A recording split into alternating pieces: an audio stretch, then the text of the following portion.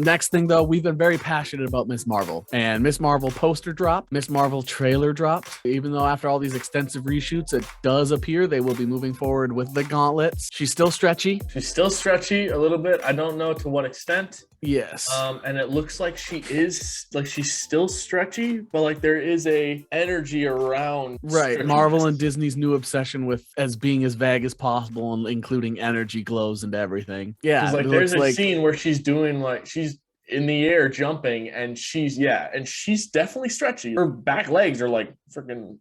So they're just surrounding her stretchiness with energy. It almost looks like Captain Marvel's powers when her fist glows. The one thing I can say is if they're basing this off of Kree tech, which is very possible because like the little emblem on the gauntlet kind of looks like Captain Marvel's star. My hope is that this gauntlet either has Terrigen as a part of it, and so it's like unlocking that ability before she goes through Terrigenesis, if that is the direction they decide to go. For the people that may not know, can you explain Terrigenesis? The Inhumans are another like species in Marvel. Like there's the X-Men, they have the X gene.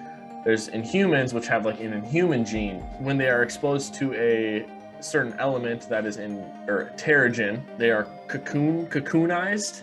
Mm-hmm. And then when they kind of explode from their cocoon, they either have powers or they don't. And that often comes in mist form. Yeah, so like it's when a crystal breaks, it just the mist fills the room, and this is the storyline used in the Avengers game for Xbox and Sony and PC and stuff. That there was an A-Day, and there's a giant Terrigen crystal powering this Quinjet. The jet exploded, and Terrigen basically covered the entire New York City. Kamala Khan, being a fan of the Avengers, was at A-Day or Avengers Day or whatever and got exposed to it, and so she gets her slappy hands or whatever. Yeah, so Terrigenesis would be the process of them getting exposed to the Terrigen crystal, becoming an Inhuman, which they are, and having a different skill set afterwards. I'm hoping by the end of it she like loses her gauntlets, but then like either she's exposed to Terrigen and then like she realized that the gauntlets were just making her what she was before she is what she is. I don't think that's going to happen. I think they're moving forward with the gauntlet. Yeah. A big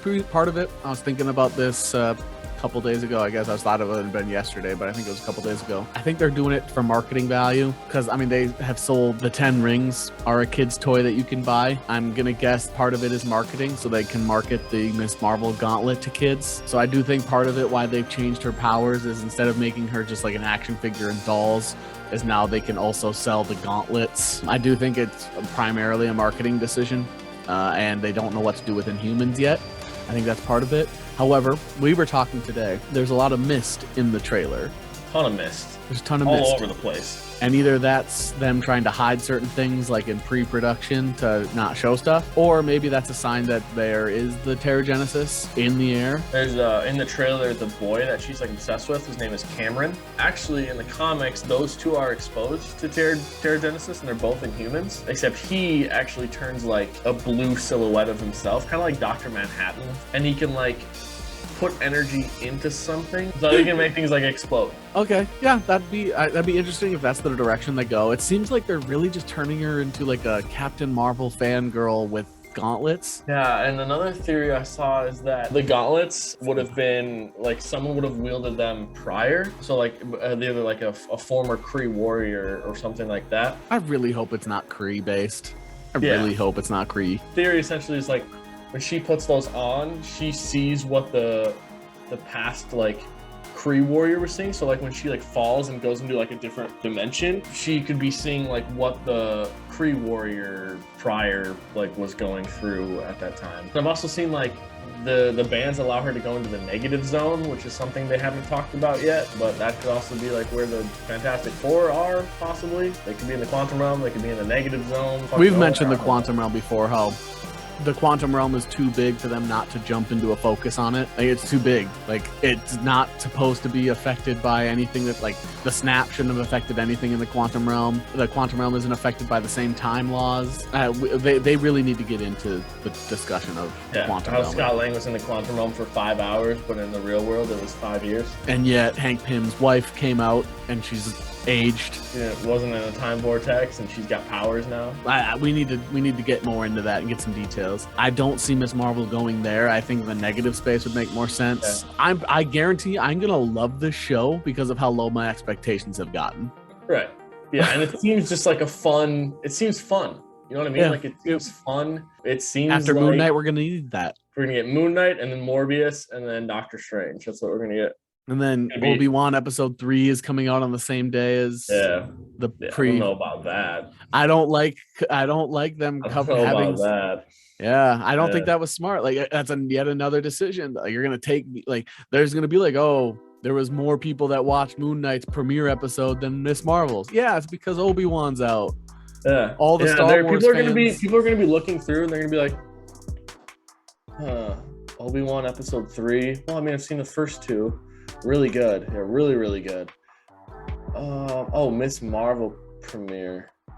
No, I'm gonna watch Obi-Wan. Like, even people like me, I said I haven't watched any of the new Star Wars stuff, but I'm interested in the Obi-Wan. Yeah. Like, even a lot of people don't know who Miss Marvel is. Like, just straight up, a lot of people don't know. They see Miss Marvel and they might even think like, oh, Captain Marvel.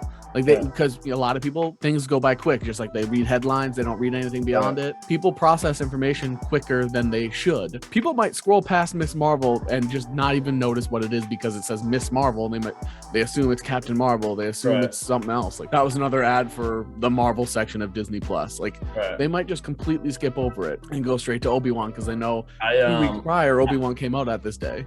Yeah, I showed my girlfriend the trailer, and I was voicing my frustrations about how, like, her story was so cool, and they're like changing the whole thing. They're taking away from the fact like that she's like this young, strong woman dealing with body issues, like coming in human, which is weird and stuff like that. And she watched the trailer and she's like, I don't know all that stuff like you do, but this looks really good. And I was like, yeah, I'm sure like people who don't know Miss Marvel like to the core like we do, like, are gonna think this looks really fun, like really good. And that's like her kind of TV show, you know what I mean? Like teenage drama, fun. My wife doesn't. She's like, I don't know any of that stuff, but I agree with you guys. And I was like, Mindy Kaling fixes a lot of this. Just sticking it with her would have been smart. I think we're still gonna watch it, but it's like we're gonna be critical of it. The change to a gauntlet better impact the plot. Like the gauntlet, if the ability, like if the show doesn't really change at all by making sure she just has the inhuman powers, like if the show doesn't change, if you just keep her the way she is in the comics,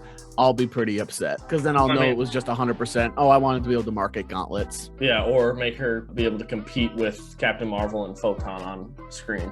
Like, when in reality, you can do that without giving her energy-based powers. Like, she can still be awesome and badass by stretching around. We'll recap episodes. We'll let people know. We'll give reviews after every episode, and then after the finale, we'll give a whole series review. And I just want to give a quick shout out to Aman Vellani. She does seem pretty freaking perfect. For 100%. I agree. They cast well, and that was one of the things Mindy Kaling said when she joined in.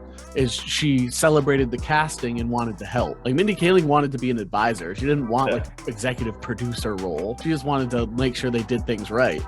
That was it. Yeah, I'm excited for it. My expectations have been lowered because I want to stick to Black Widow or Miss Marvel though. For what? Lowest expectations. My expectations for Black Widow were probably a little bit higher. Okay. Just because like I didn't know what to expect, what they were gonna do. Yeah, I don't know. We'll see.